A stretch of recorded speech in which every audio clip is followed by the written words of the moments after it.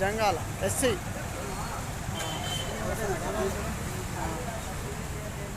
తీసుకో మళ్ళీ అడగాలి అసలు ఎట్లా వివరం అడుగు వస్తున్నాయి.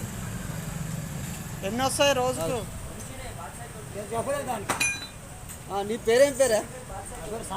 ఏ ఊరు మీది? తొరూరా? ఇంత దూరం రావడానికి కారణం ఏంది? కొడతిప్పుల కోసం. నీకు వ్యవసాయం ఉంది ఏమన్నా? ఏం లేదు. మరి ఎట్లా ఇది ఆడుకొని బతుకుదేనా? మాకు ప్రజలే మాకు ఎక్కడైనా పోతారా మీరు? తెలంగాణ వరకే. తెలంగాణ వారు మీరు పలానాలో నడుపుకోవాలని ఏమైనా ఉందా? కట్టడం అనేది ఏం లేదు. పల్లెటూరులో 5 రోజులు వేసేది వస్తాం. వాళ్ళు ఇచ్చినంత ఏమన్నా మీరు విద్యలు ఏమైనా చేస్తారా? పల్లెటూరులో చేస్తాం. ఏముంటాయి మీరు చేసేది? చూపిస్తాం కట్టాలి. మరి ఇప్పుడు మీకు ఏమైనా లోన్ ఇస్తుంది ప్రభుత్వం? ఏమైనా పింఛన్ ఇస్తుందండి కళాకారుని కింద? ఏమి ఇస్తలేదా పింఛన్? అప్పుడు అప్లై చేసుకోమని కళాకారులకు ఉన్నది, మాకు లేదు. ఎంతమంది నీకు పిల్లలు? నాకు ఇద్దరు కొడుకులు. ఇద్దరు కొడుకు. మరి ఎట్లా ఇది అడుకోనేనా? చెప్పండి సంతోషంగా చెప్పండి.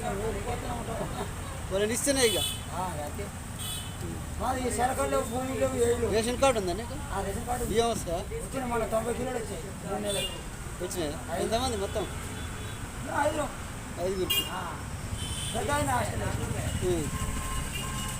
ఓకే. మరి ఇప్పుడు ఎన్ని రోజులు అవుతుంది? మేము నల్గొండకు వచ్చి ఎన్ని రోజులు అవుతుందా?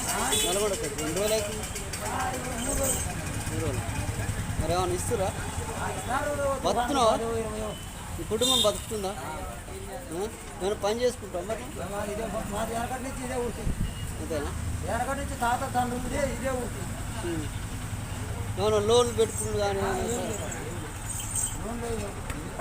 కళాకారుల కింద రావచ్చు మీకు? కళాకారులకు ఇప్పుడు కళాకారులకు పింఛను రాపించుకోలే? అప్పుడే కాదు ఇంకా. అది నువ్వు చేసుకున్నావు? రవీంద్ర భారతులు కూడా వేసినాం. చేసినావు. ఆ కార్డులు వచ్చినాయి, రవీంద్ర భారతిలో కార్డులు వచ్చినాయి, కానీ మాకు పింఛన్ రాలే. చెప్పండి, ఒక కార్డు ఉంటే నాకు కాదు, 4 రోజులు ఆడుకోవాలి. రైట్.